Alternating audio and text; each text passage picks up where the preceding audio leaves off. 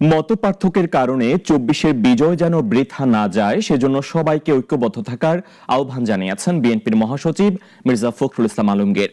রাজধানীতে এক বইয়ের প্রকাশন অনুষ্ঠানে তিনি এসব কথা বলেন। আর বিএনপির দেশ গড়ার কর্মসূচির পরিকল্পনার অনুষ্ঠানে দলটির নেতারা বলেন, নির্বাচন নিয়ে যে কোনো ষড়যন্ত্র জনগণ হতে দেবে না।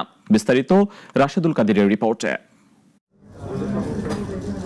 জাতীয় প্রেস ক্লাবে আয়োজন করা হয় অধ্যাপক ডক্টর মাহবুবুল্লাহ ও তার সহধর্মিণী সালমা আলোর প্রণীত গ্রন্থসমূহের প্রকাশনা অনুষ্ঠান। এতে অংশ নেন রাজনৈতিক দলের নেতা সহ নানা শ্রেণী পেশার মানুষ। বিএনপি মহাসচিব এতে যোগ দিয়ে বলেন, মতপার্থক্য থাকবে, তবে ২৪-এর গণঅভ্যুত্থানের বিজয়কে সুসংহত করতে হবে। ২৪-এর জুলাই আন্দোলনের মধ্য দিয়ে আমরা যে বিজয় অর্জন করেছি, আসুন সাইফুল ভাই বলেছেন আমরা সবাই মিলে সেই বিজয়টাকে সুসংহত করি।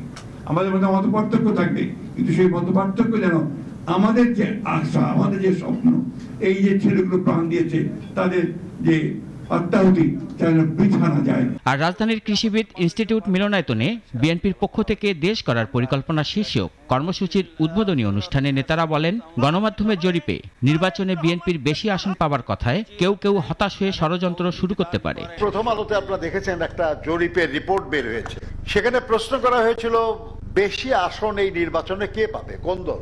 শতকরা ৬৬% উত্তরদাতা বলেছে বিএনপি, আর শতকরা ২৬% উত্তরদাতা বলেছে জামায়াতে ইসলামী, আর অন্যান্য যারা তারা তো অনেক অনেক কম। আর এতে হতাশ হয়ে নিরাশ হয়ে কেউ ষড়যন্ত্রের আশ্রয় নিতেই পারে, কিন্তু যে জনগণ তাদের মন স্থির করে ফেলেছে তারাই ষড়যন্ত্রকে সফল হতে দেবে না।